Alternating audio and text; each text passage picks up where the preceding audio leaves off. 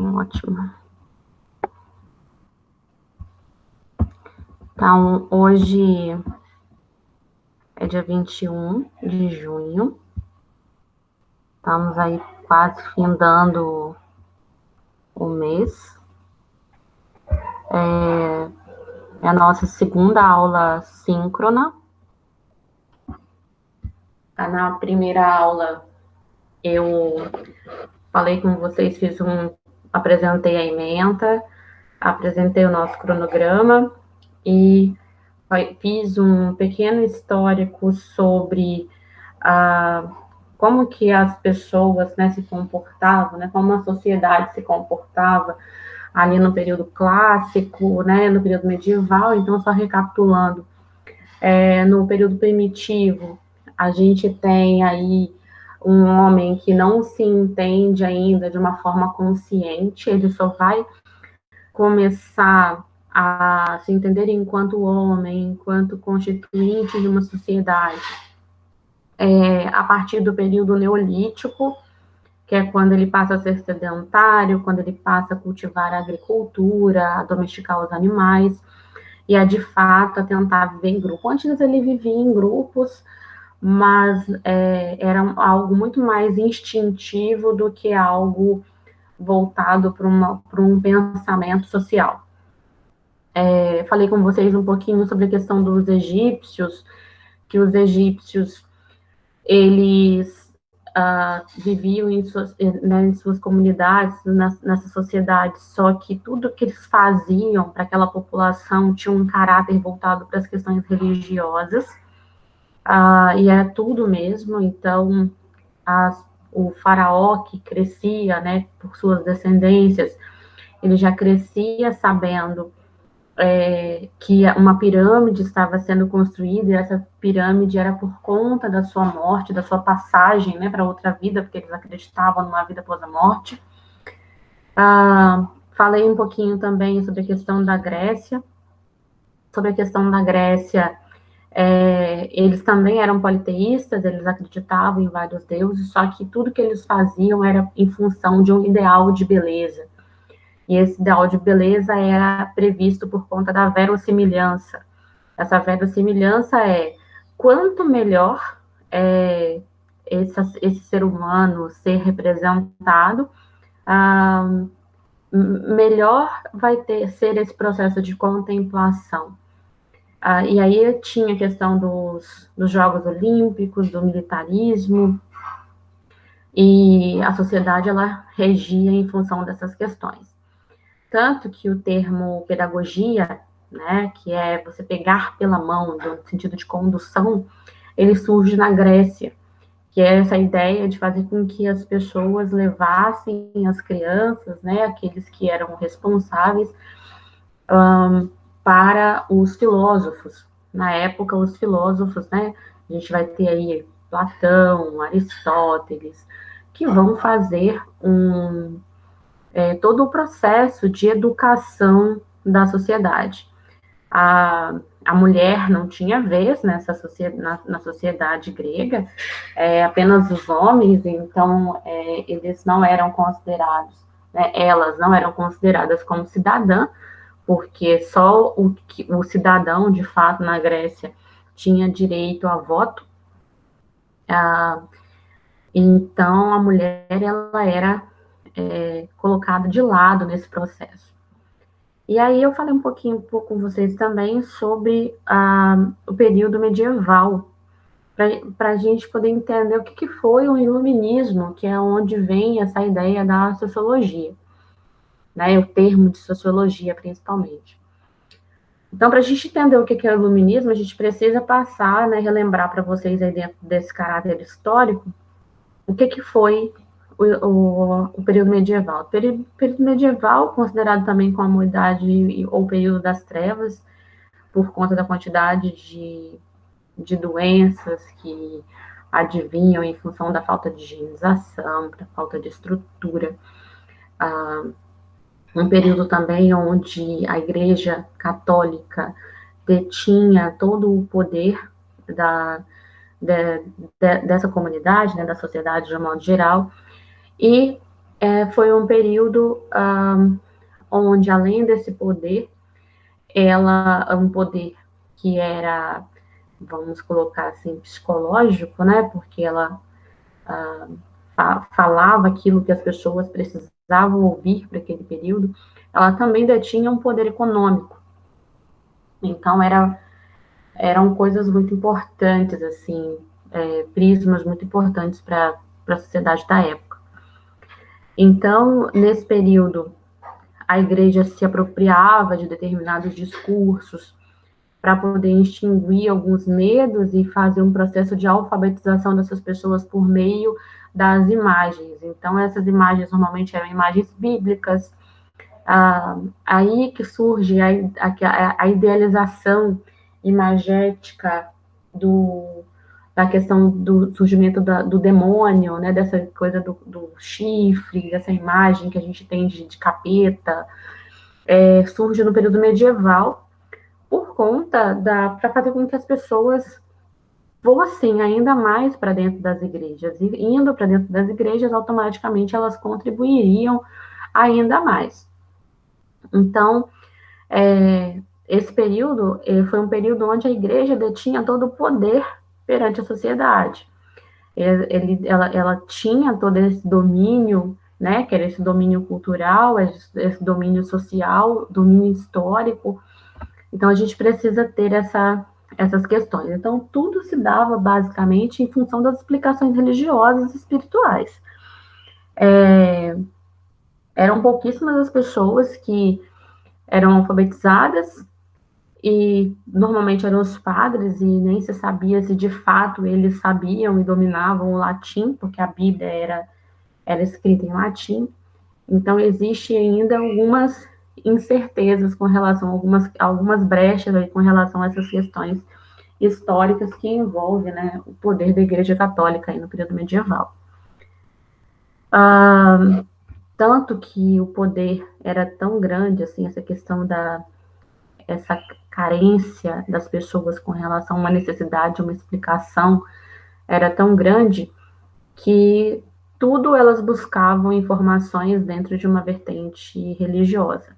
A arte se voltava para os aspectos religiosos, a cultura, a sociedade. Então, para a gente entender que esse período medieval ele foi um período extenso e um período muito importante para que a sociedade também iniciasse um processo de reflexão de como tudo estava acontecendo. Então, só para a gente poder ter uma ideia do que a gente, né, do que o mundo viveu ali nesse período. Entraram mais uma galerinha aí. O que a gente viveu aí, né, que a sociedade, de modo geral, viveu nesse período, para a gente poder compreender o que foi, qual foi a importância do iluminismo. Então, antes de chegar no iluminismo, porque o que foi o iluminismo? Eu vou falar um pouquinho sobre essa questão o período renascentista, né?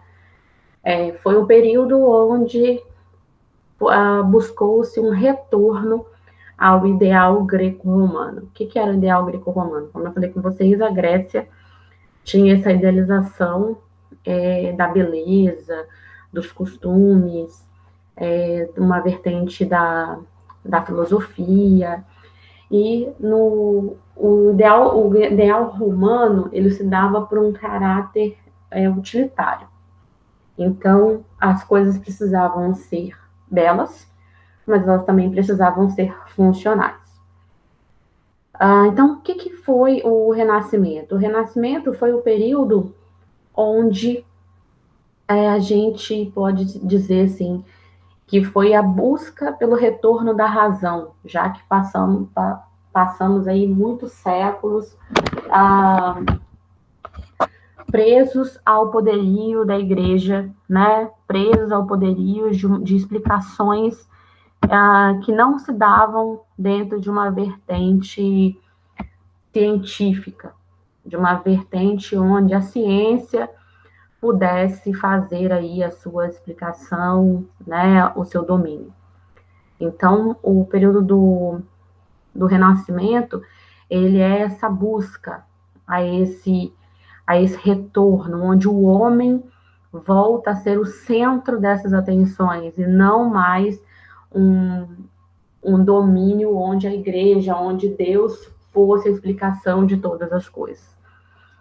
O período do Iluminismo, ele não abstrai, ele não desconsidera por completo as questões religiosas, tá? Principalmente na arte e na cultura. Ele aceita essas questões religiosas, mas dentro de um caráter da ciência, ela já não entra mais. Né? Então, aceita enquanto um processo cultural, mas se for um processo de explicação, há essa separação, há essa ruptura entre a questão da religião e da ciência. Então, isso é muito importante a gente deixar muito claro nesse processo aí da explicação. Então, vamos lá para o nosso slide aqui, só para a gente poder entender um pouquinho sobre esse processo da sociologia. Então, o que é importante a gente frisar aqui? A diferença do que é uma comunidade e o que é uma sociedade, para depois a gente entrar ali num caráter de onde surge a sociologia mesmo, né? Quais são essas premissas da sociologia? Porque a sociologia, ela só vai, a gente só vai escutar esse termo a partir de Augusto Comte, lá quando ele vai falar sobre a questão do positivismo. Até então, o termo sociologia, do estudo da sociologia enquanto ciência, né, essa preocupação das ciências sociais, essa diferença, essa disparidade entre as ciências exatas, né, principalmente a questão da matemática e as ciências sociais, essas diferenças metodológicas, né, a gente, enquanto sociologia, enquanto um estudo que vai se basar nas questões sociais, com implicações na cultura, na antropologia, com implicações nessas redes, né, que regem a sociedade, a gente só vai ver isso um pouquinho mais à frente, porque até então estuda-se as pessoas, as suas crenças, mas numa vertente muito do senso comum, e muito voltado para a questão da biologia. Então, mas antes disso, eu preciso caracterizar o que é comunidade, o que é sociedade, para a gente poder compreender aí alguns termos que vão ser usados. Então, vamos lá. O que é a diferença basicamente de comunidade e sociedade? A comunidade, ela é um grupo de indivíduos, enquanto a sociedade, ela já é uma teia de relações. Ou seja, é como se você tivesse diversas comunidades que formam uma sociedade. A comunidade normalmente é de um âmbito privado, enquanto a sociedade já é mais um âmbito público. Isso a gente pode ver quando a gente tem ali, principalmente no interior, né, pequenas comunidades, né, pequenas vilas que se caracterizam enquanto comunidade. Não que essas pessoas, elas pertencem à sociedade, mas pelo fato de terem uma característica em comum, e um grupo menor, a gente vai caracterizá-las enquanto comunidade. Normalmente é um território particular ou um território que tenha, como que eu posso dizer, as suas barreiras ali, né? As suas imbricações, ele é um território não tão amplo, enquanto a sociedade é esse espaço amplo, é esse compartilhamento de todos esses outros lugares, tempos e espaços. A comunidade normalmente tem um interesse comum, enquanto a sociedade São várias comunidades, diversos endereços, diversas classes, diversos grupos.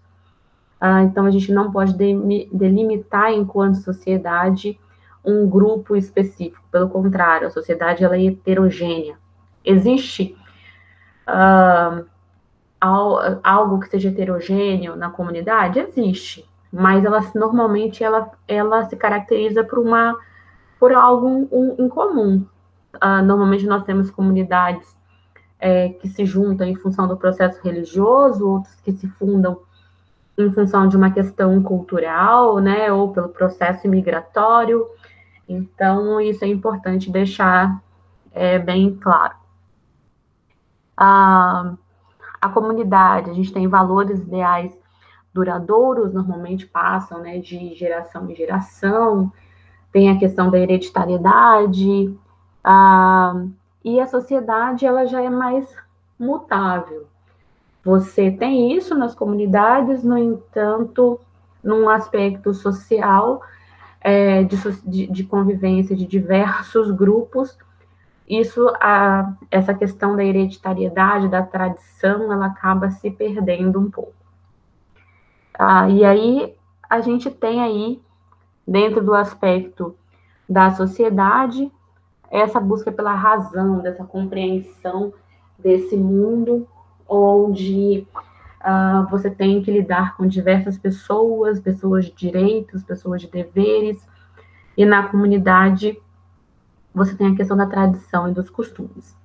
Então, acho que essa tabela ela é bem importante para a gente conseguir aí compreender como que há essa subdivisão aí entre comunidade e sociedade. Então, vamos falar um pouquinho sobre a questão da sociologia como ciência, né? Ela é a mais complexa das ciências, isso segundo Conte e Spencer. Por que ela é a mais complexa das ciências? É considerada uma das mais complexas? Porque a gente normalmente não se tem na sociologia uma única resposta. Normalmente a sociologia ela vai se caracterizar, vai ter que definir se essa análise ela vai ser dentro de um caráter cultural, antropológico, se ela vai ser dentro de um caráter biológico, ou se isso tudo dialoga para ter uma resposta. E como a gente fala de grupos, como a gente estava ali vendo essas duas colunas, né, de comunidade e sociedade, você não consegue ter uma resposta única e específica.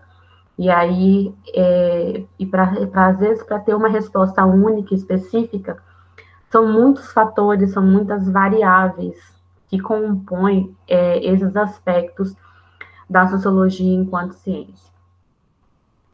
Foi a última ciência a que se consolidar, ela vai se consolidar exatamente, né, como uma das últimas, por conta dessas dificuldades todas, porque ela começa antes de se definir enquanto sociologia, a forma como ela se caracterizava tinha uma fundamentação lá na biologia, e depois, junto com a filosofia, isso vai tomando um corpo até a gente ter, de fato, a sociologia. A regra número 1, né, nas ciências modernas, era, pelo menos no início, era a objetividade. Então, aquilo que eu estava falando, né, você tem igual a questão do uso da matemática. Você tem ali, mesmo quando vocês estão fazendo um cálculo, que vocês têm ali também muitas determinantes, mas você tem ali um cálculo específico, você tem um produto que, se você der aquela mesma fórmula para outra pessoa, todo mundo vai chegar a um resultado muito próximo, ou de fato aquele resultado que é de fato preciso. Enquanto que na sociologia a gente tem essa possibilidade de ser mais subjetivo. E ser subjetivo não significa você não ter nenhuma resposta. Significa que você vai ter diversas respostas que vão compor essa sociedade e que vão entender essa sociedade enquanto uma sociedade múltipla. Outro ponto importante para a gente analisar é que, igual está aqui, ó, não interessam para as explicações científicas os pensamentos filosóficos ou as crenças religiosas. Lembram que eu falei com vocês lá no Iluminismo? Então, eles começam a se desgarrar desses processos, desses aspectos, porque até então todas essas explicações elas estavam voltadas para essas questões religiosas, essas questões subjetivas, só que sem nenhuma explicação, sem nenhum tipo de estudo. Então, assim, se a igreja falava que a Terra que a Terra não era redonda, e Galileu já fala diferenciado, por que este teórico tinha, quais os motivos que levavam esse teórico a falar sobre isso? Era todo um processo de pesquisa, de estudo, não era simplesmente um processo de achismo. Então, essa questão desses aspectos religiosos da ciência, eles são muito importantes para a gente entender como é que vai se dar, né, essas modificações aí dentro da sociologia aí, dessa descoberta, desses processos da sociologia enquanto ciência. Então, igual eu falei que a biologia, ela foi muito importante, né, nesse começo, ela precisou se libertar de todos os aspectos da religião e do misticismo, até para poder se colocar enquanto uma das características fundantes dessa análise do social.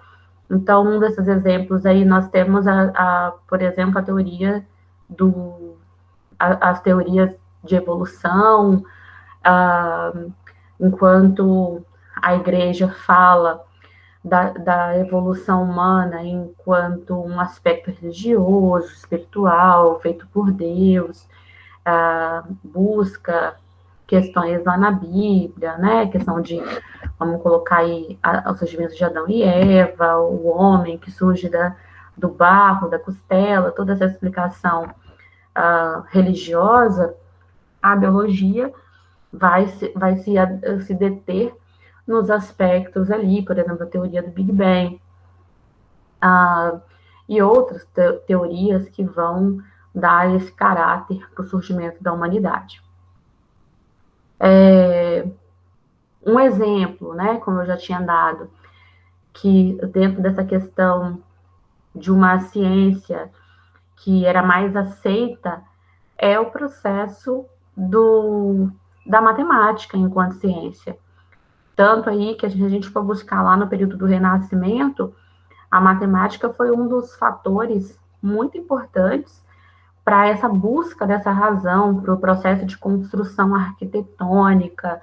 Ela tinha uma explicação porque as coisas tinham que ser simétricas, porque o nosso cérebro identifica algo que é bacana, que é bonito, quando ele é simétrico.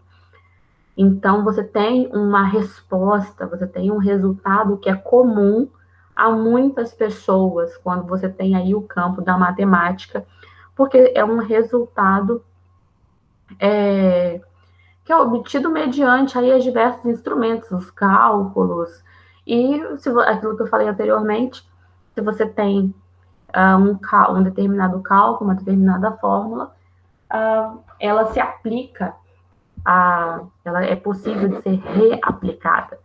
Né? Então, tem a matemática, então, para poder contrapor a essas questões que não vão confrontar com os aspectos religiosos. Então, aí, né, nesse parágrafo, esses parágrafos, eles são textos foram retirados do livro que eu postei, tá, naqueles capítulos, que são, aqui tá como se fossem fichamentos, para que a gente possa ter um entendimento mais amplo do que o livro tá falando. Então, como a gente sabe aí, né, esse processo das ciências sociais, nesse campo das ciências sociais, enquanto pouco desenvolvido no que diz respeito a essas questões da sociedade, ele se dá por conta dessas diversas possibilidades. Aqui o autor chama de o homem da rua, né, que ele seja autorizado a falar, que nada mais é do que essas explicações do senso comum, essas explicações do senso comum, onde você precisa refutar, né, que a gente precisa pensar sobre e buscar embasamentos científicos, que sejam filosóficos, mas que não fique apenas nos achismos. Então, o campo das ciências sociais ele ficou muito enfraquecido por muito tempo, porque ele não tinha um método específico, ele não era metódico no sentido de ter os seus próprios instrumentos e de fazer com que esses instrumentos fossem validados enquanto aspectos científicos. Hoje nós temos aí diversos tipos de pesquisas qualitativas, né, estudos de caso, antropológicos, etnográficos. Nós temos aí estudos bibliográficos que vão pôr as ciências sociais enquanto uma ciência de fato, e aceita. Não só aí, ainda temos essa questão dessas rupturas, dessas divergências com as ciências exatas, ela ainda é muito discriminada pelos seus aspectos metodológicos, mas a gente tem que entender também que isso foi algo que foi construído historicamente. Então, por isso, essa tentativa aí, né, dessa aula, de a gente conseguir entender um pouquinho como é que se dava aí essa diferença, essa disparidade aí entre as ciências exatas, né, principalmente a matemática, e o campo das ciências sociais.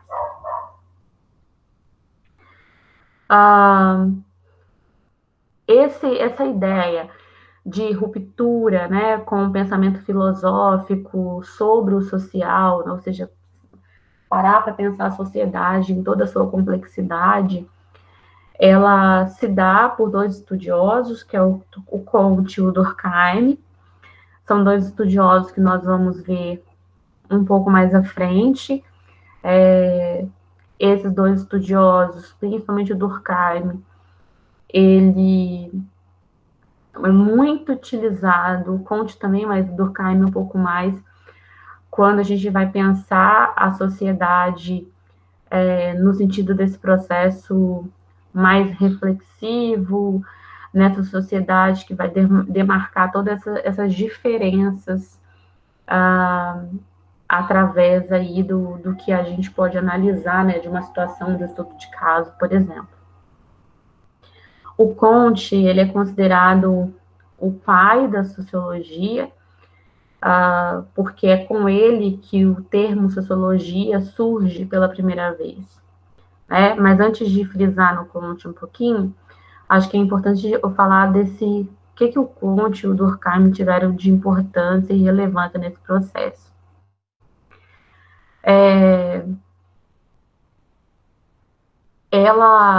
Eles foram os estudiosos que de fato pegaram esses aspectos das ciências sociais e destrincharam, né?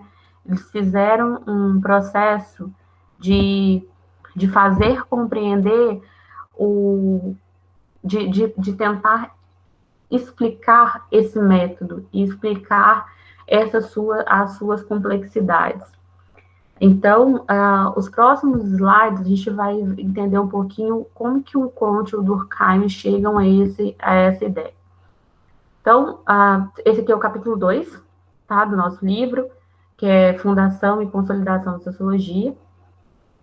A gente tem que entender que a sociologia, ela é um produto da modernidade, ela surge ali posterior à Revolução Francesa, e ela é uma tentativa de explicar e compreender a nova realidade. Gente, lembrando que modernidade não é algo que é do século, desse século de agora. A gente entende a modernidade já praticamente há 2 séculos. Quando a gente fala do século atual, a gente já está falando não de algo que a gente tem a mania de falar assim, fulano é muito moderno, mas não, o termo modernidade ele já vem de bastante tempo. Então, entendendo que a sociologia ela é esse meio de compreender a sociedade moderna, essas influências que a cultura, o capitalismo, os aspectos religiosos têm, surgiram alguns pensadores que começaram, mesmo que não sendo o termo, né, sociólogos, começaram a pensar esse processo da sociedade. Aqui eles vão fazer, mas Thalita, você falou que o Comte é o pai da sociologia, e aqui está dizendo que Montesquieu disse que ele é o pai da sociologia. Na verdade, ele é um pai entre aspas, assim, porque ele em nenhum momento ele diz, né, ele relata sobre, ele se coloca o termo, cria o termo sociologia, não é ele que cria o termo sociologia, quem vai criar e colocar esse termo sociologia é o Comte. Mas por que o Montesquieu na verdade, ele é Montesquieu, tá? Se eu não me engano, a pronúncia certa seria essa. Mas ele começa a falar sobre a questão das divisões que existem nesse processo enquanto forma de governo e como isso influencia as pessoas que convivem naquele período. Então, para alguns teóricos, ele é considerado o pai da sociologia. No entanto, ele não cria o termo sociologia. Tá joia? Então, como é que são essas formas de governo, né? Então, ele se dá a partir do problema, de saber qual é a base social, de onde se forma essa sociedade, os diferentes regimes, as questões que vão formar aquele povo. Ele permanece atrelado à questão da filosofia política, ou seja, que é uma ideia de acontecer uma certa subdivisão ali, né, com Comte, porque ele quer que as coisas sejam explicadas cientificamente, e aqui ele tem essa ideia dessa filosofia política, desse campo, desse mundo, de um mundo mais ideário. Só que, ao mesmo tempo, ele tem a intenção de fundar uma ciência sociológica, né? Ele tem a intenção, ele está ligado a uma filosofia política, mas ele quer pensar também a ciência, né, que vai estudar a sociedade. Então, o objetivos, e ele cria aí a partir de objetivos e métodos próprios, ou seja, então ele já vai estabelecendo uma busca para um método, uma busca para uma explicação, onde ele vai relacionar essas formas de governo, né, a influência que essas formas de governo têm com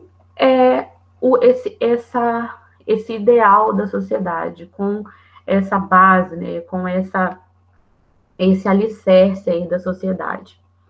Então, nós temos aí, né, as formas de governo, que principalmente ali naquele período, que são 3, que é a monarquia, a república e o despotismo, e qual é a influência disso no processo social.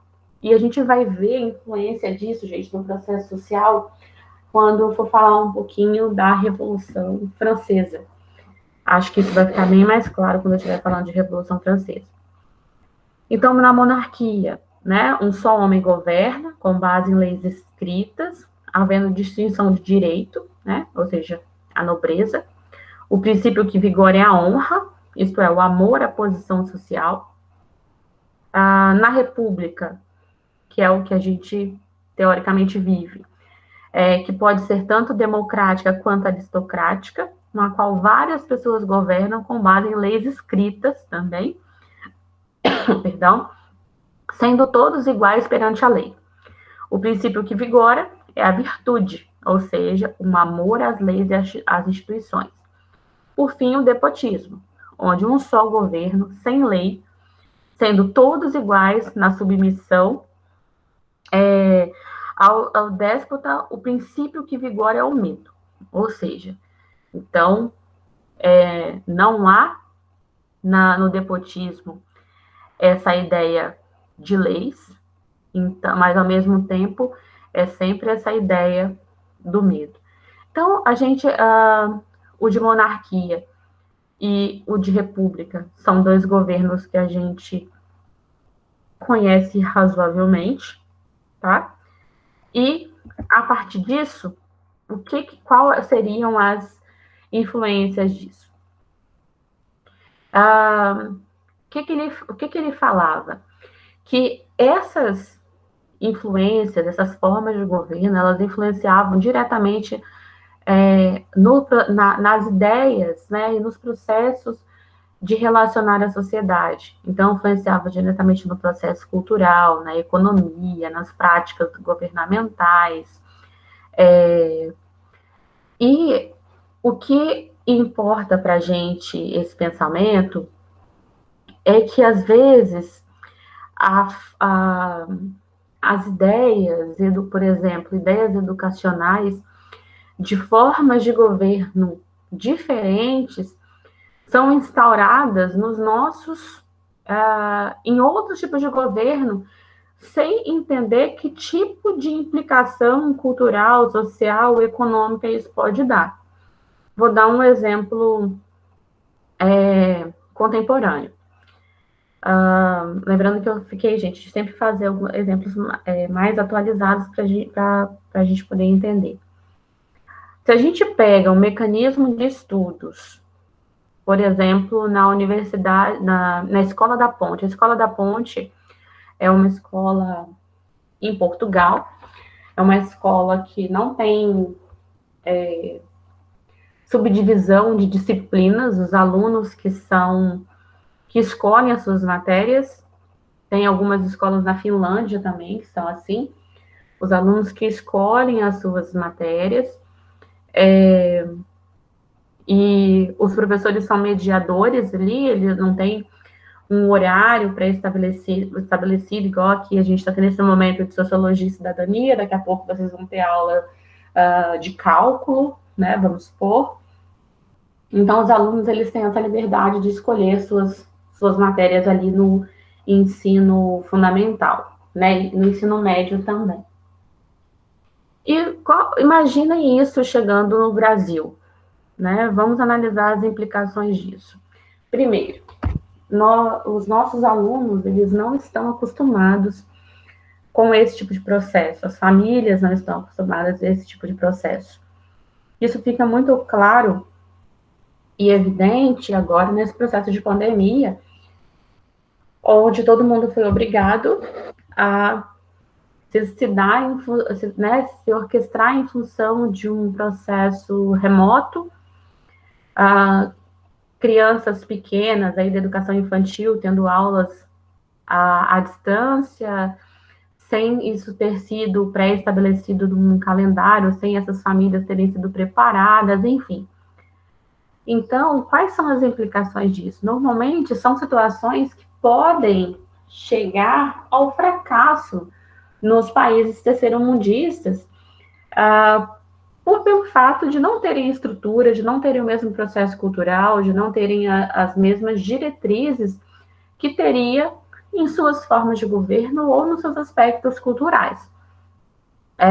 Então, o Montesquieu, ele foi muito feliz nesse aspecto de relacionar as formas de governo e essas implicações, para começar a pensar quais eram as implicações disso nesse caráter e nessas modificações que a sociedade poderia ter.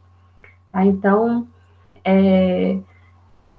é muito importante que a gente tenha esse pensamento, né, de que não é que a gente vai ter sempre que replicar algo e a gente não vai poder crescer enquanto tendo os processos culturais diferenciados, igual nos países de primeiro mundo, não é isso. Mas se a gente não tiver um tempo de reflexão e um tempo para estrutura, condições de estrutura, condições culturais, históricas também, para que determinadas coisas aconteçam, ah, pode ser muito danoso a forma de inserção disso quando uma sociedade não está preparada para aceitar, né, ou não está preparada para recepcionar algo que não seja do seu aspecto cultural. Então, vamos lá.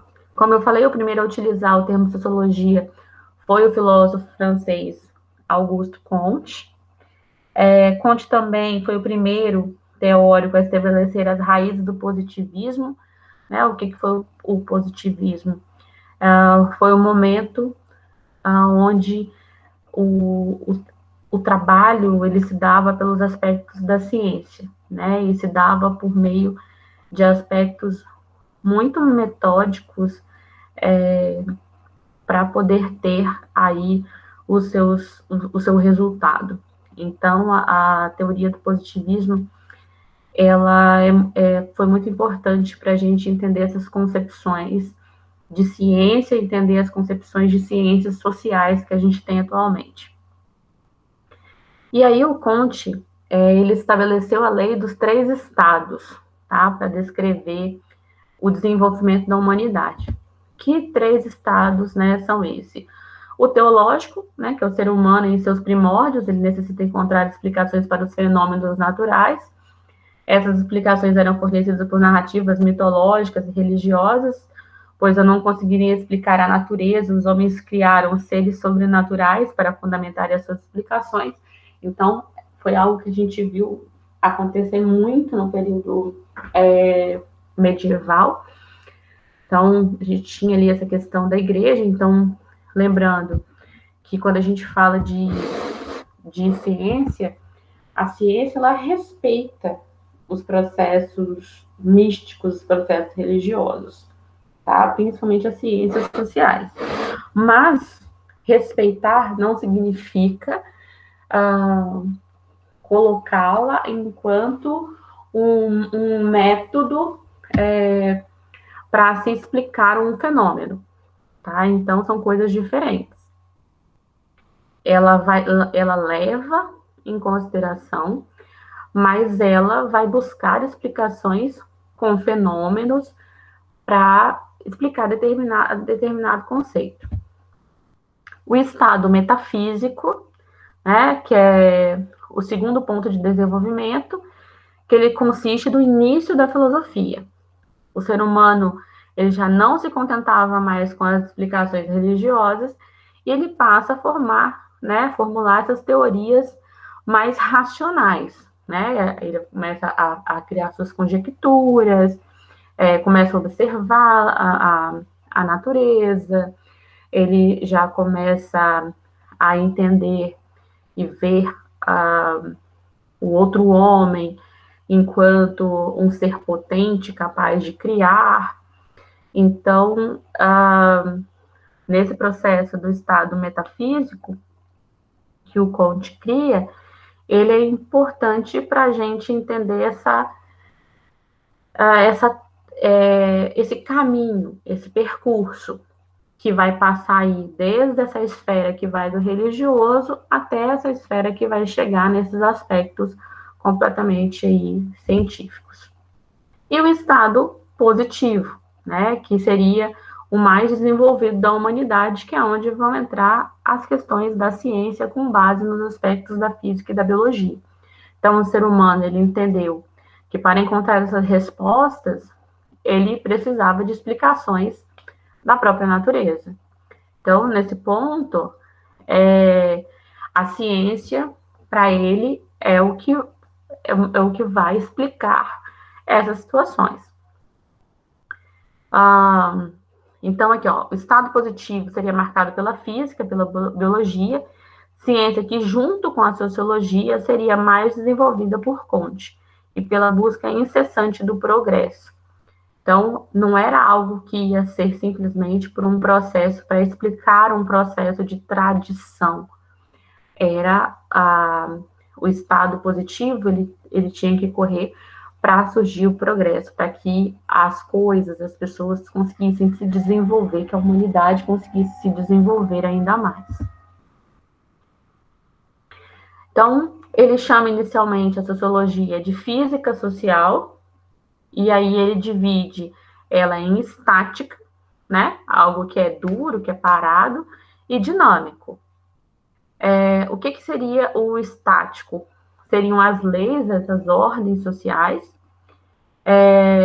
e aquilo que é dinâmico se daria principalmente nessa questão desse progresso da sociedade, né? Seria através das comparações. Então, o estático seria aquilo que essas explicações, elas já seriam explicações, vou usar o termo aqui, não seria esse termo, mas vou usar um tanto quanto óbvias ali, então ele vai observar ali um determinado crescimento de uma planta e tal. Então ele tem ali segue ali um mesmo padrão. Enquanto que nessa ordem dinâmica já vai para o processo das comparações, levantamento de hipóteses, possibilidades por exemplo, dessa mesma planta, só que em terrenos diferenciados, climas diferenciados. Então, o processo dessa física social, né? Eu estou usando esse termo da planta aí, mas esse processo de física para a gente entender como que se dava esse processo dessa observação. Então, nesse ponto de exposição, é possível explicar que essa lei dos 3 estados, né, que rege o progresso da sociedade, aplica-se também ao desenvolvimento de cada ciência em particular. Na dinâmica de sua concepção, passa pelos 3 estágios, ou seja, todo o processo vai passar pelo teológico, ou seja, pela essa questão do religioso, depois pelo metafísico, né, essa passagem até o positivo, que é o positivismo. E nem todas as ciências atingem os mesmos estágios, né? Algumas ficam nesse caráter do misticismo, do religioso, outras vão ficar nesse caráter aí, apenas acreditando nesse processo de evolução humana, mas sem fazer essa preocupação e essa interposição das questões de fato da ciência. Então, o que é esse surgimento da sociedade moderna nessas revoluções? Então, vamos lá. Deixa eu só tirar aqui. Alguma questão, gente? Fala, professora, a gente só está aqui porque a gente é obrigado, o que a gente queria era fazer cálculo.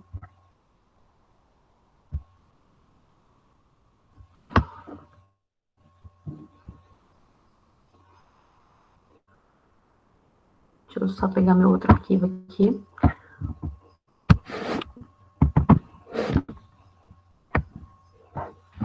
Então, qual foi a importância dessas revoluções, né, burguesas em todo esse processo? Primeiro, porque as revoluções, elas tiveram todo uma força e um caráter social, e delas, principalmente no caso da Revolução Francesa, uma das consequências da Revolução Francesa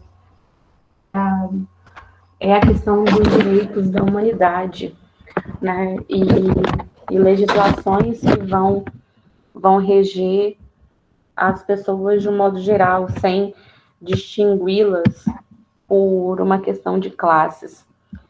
Então, a Revolução Francesa ela tem uma dessas implicações, assim, na sociedade contemporânea. Então, o que foi a Revolução Francesa? Ela é o nome dado, né, ao ciclo revolucionário que aconteceu na França no período de 1789 até 1799. Ela marcou o fim do absolutismo, né, na França. Essa revolução, além do seu caráter burguês, ela teve uma grande participação popular e atingiu um grau de radicalismo, né, uma vez que a situação do povo francês era precária em virtude da crise que o país enfrentava, e ela só consegue atingir de fato todas as massas porque foi uma crise tão grande que afetou, né, tanto a burguesia quanto o proletariado. E afetou a burguesia nos aumentos de impostos, então eles eram cheios de privilégios, e quando eles começaram a ter esses privilégios retirados, eles começam a se rebelar contra o governo francês. Então, a Revolução Francesa ela foi um marco na história da humanidade, porque ela inaugurou um processo que levou à universalização dos direitos sociais e das liberdades individuais. Isso ocorre a partir da Declaração dos Direitos do Homem e do Cidadão. Isso está na plataforma, tá, gente? Essa declaração. Acho que é importante vocês darem uma olhada, porque é a partir delas que a gente tem aí depois as modificações dos direitos humanos, esse pensamento de igualdade, né? Eles tinham um tema, igualdade, liberdade e fraternidade, foi o lema da Revolução Francesa. Essa revolução também abriu caminho para a consolidação de um sistema republicano pautado pela representatividade popular, que era denominado como democracia representativa, ou seja, até então não tinha, o povo não participava. E quando a gente fala povo, a gente está falando de fato de povo, da maior parte da parcela da sociedade, porque até então tinha a nobreza e o resto, né, que era o povo. Então, a Revolução Francesa ela só foi possível graças à popularização dos ideais do iluminismo, que eu vou recapitular com vocês aqui. Primeiro, né, o que foram esses ideais do iluminismo? A razão era considerada o fator primordial e legítimo para que a gente pudesse alcançar aí a verdade, o conhecimento, ou seja, o homem, ele é visto em primeiro lugar, porque até então era o teocentrismo, agora é o homem como centro desse universo. A gente tem aí no iluminismo o avanço da ciência, ignorava qualquer crença religiosa que fosse contrária às evidências científicas. Igual eu falei, esse ignorar é ignorar dentro de um aspecto da ciência, se respeita enquanto processo cultural, mas enquanto evidência científica se ignora. A oposição ao absolutismo, né, ao mercantilismo e as vantagens da nobreza e a Igreja Católica. O iluminismo ainda ele traz uma defesa de maior liberdade política e econômica, sem interferência do Estado. Lembrando que se tinha interferência da Igreja, do Estado fazia suas parcerias também com os aspectos religiosos nesse período. Então, aqui faz essa defesa, né, por essa maior liberdade política e econômica.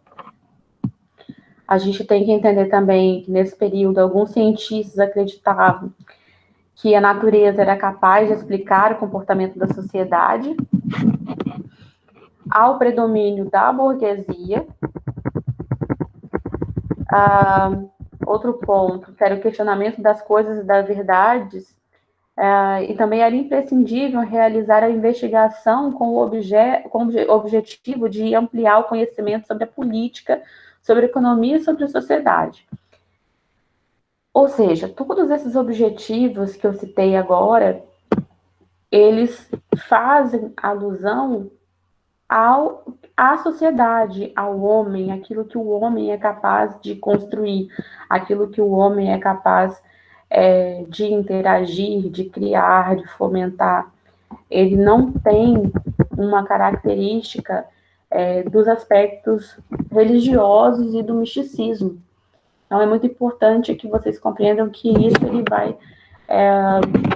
o iluminismo ele vai ser muito importante para esse processo de ideias e fazer com que a sociedade comece a pensar nessas coisas, porque elas já chegaram porque essas coisas influenciaram diretamente as suas vidas, né? O processo de produção do campo, como a gente vai ver aqui na Revolução Francesa.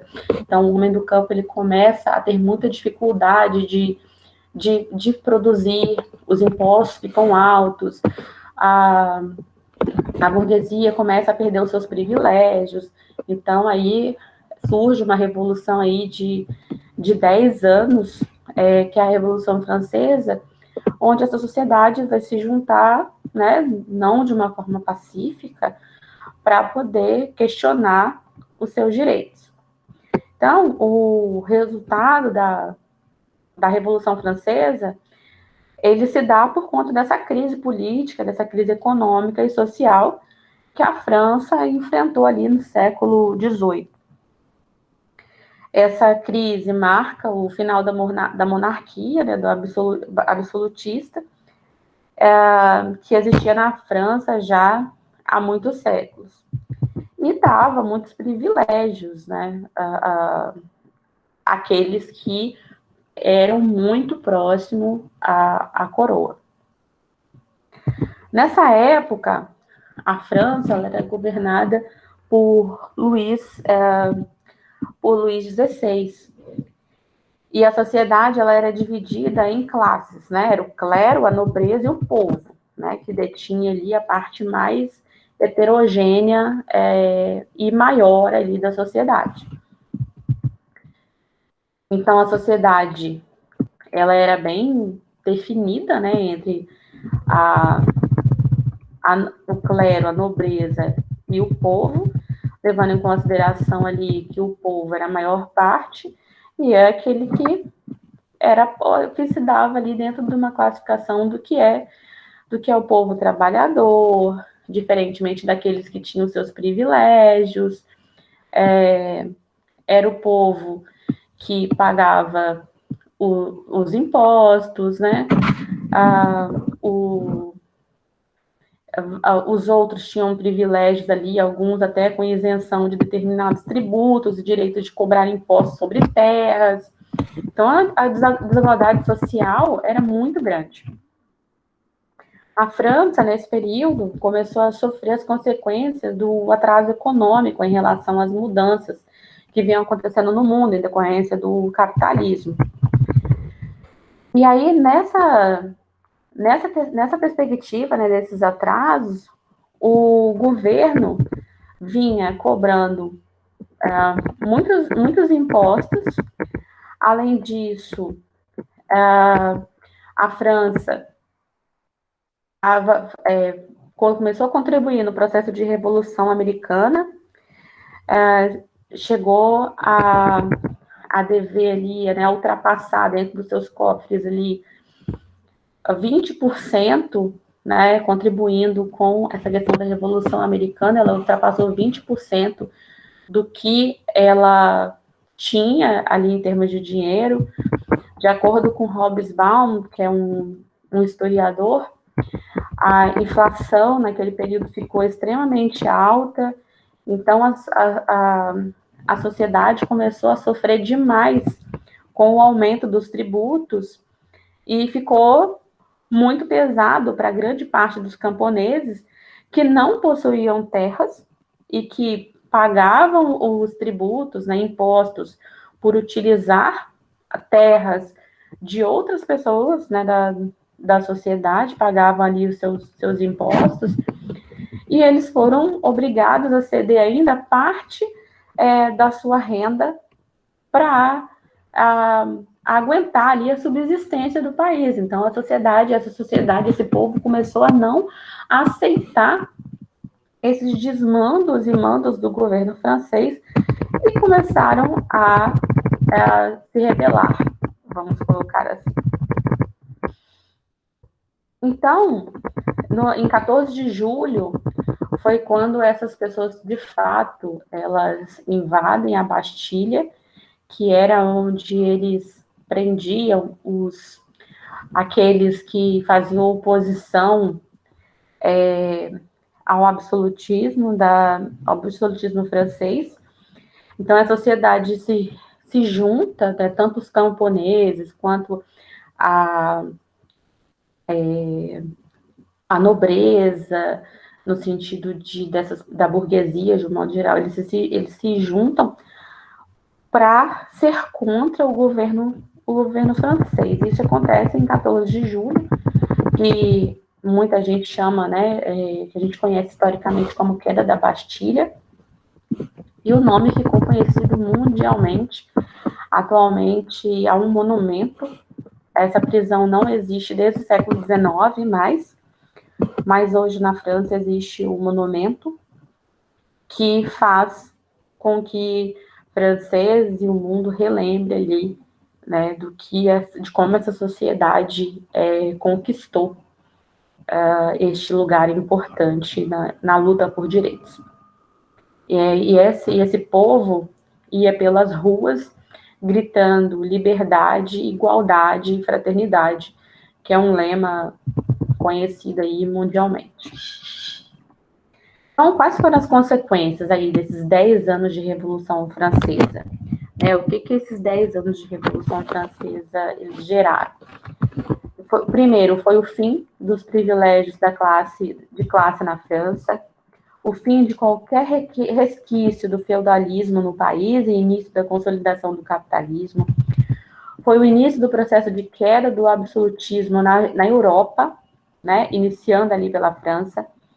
Teve inspiração para os movimentos de independência no continente americano. Teve a popularização da república como forma de governo, porque a república é considerada algo que é democrático. A separação entre os poderes e a imposição das liberdades individuais, que tornaram os homens iguais perante a lei, tá? Que fique entre aspas isso, os homens são iguais perante a lei. Então, galerinha, esse processo de compreender a Revolução Francesa, ele é importante para a gente entender que houve essa junção, né, dessas classes por uma luta de direitos iguais, mas é uma luta de direitos iguais onde ainda nós não temos isso de forma na forma de equidade, tá? A gente tem direitos iguais no que tange cada um dentro da sua classe social. E isso precisa ficar muito claro para a gente, tá joia? Hoje,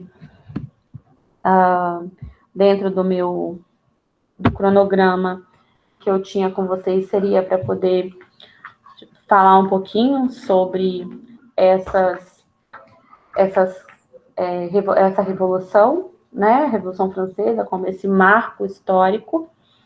E na semana que vem, eu quero fazer uma conversa com vocês sobre os direitos humanos, tá? Então, gostaria que vocês pensassem em situações que envolvem os direitos humanos para a gente fazer, de fato, uma conversa, para eu não ficar falando sozinha aqui, porque a gente vai fazer uma lida sobre esses direitos, né, criados ali nesse período da Revolução Francesa, e fazer uma comparação no que a gente tem atualmente. Meu último ponto de pauta com vocês é o seguinte.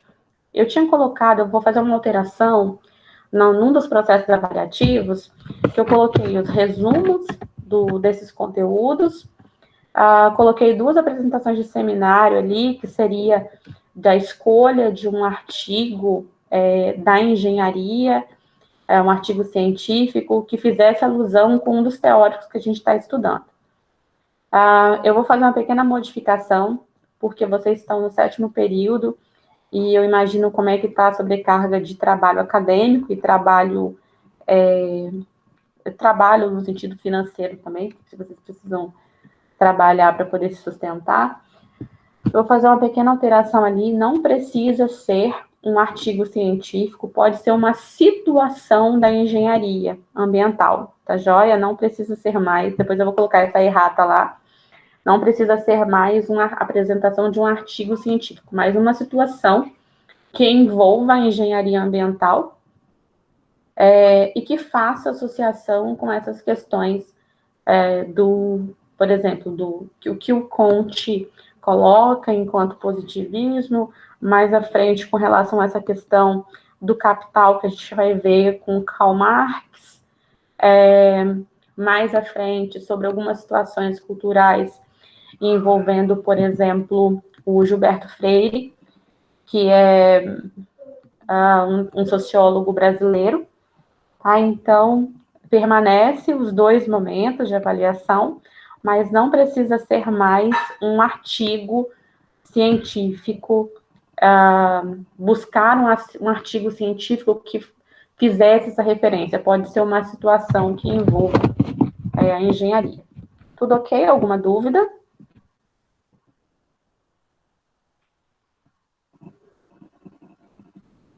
E semana que vem se preparem para falar, ok?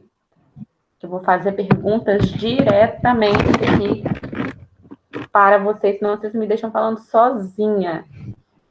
Vou lembrar disso na hora de avaliar vocês, tá? Vocês estão me deixando falando sozinha.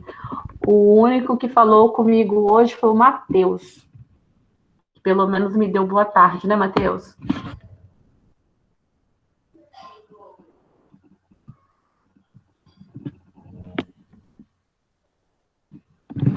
Então tá, galera, um beijo para vocês. Até semana que vem, tá joia? Desculpa aí da semana passada, mas eu tive um imprevisto aí, como eu coloquei no grupo. Mas eu acho que eu consegui dar conta aí nessa aula de hoje. Abraço para vocês. Tchauzinho. Qualquer dúvida, podem me contactar lá no grupo.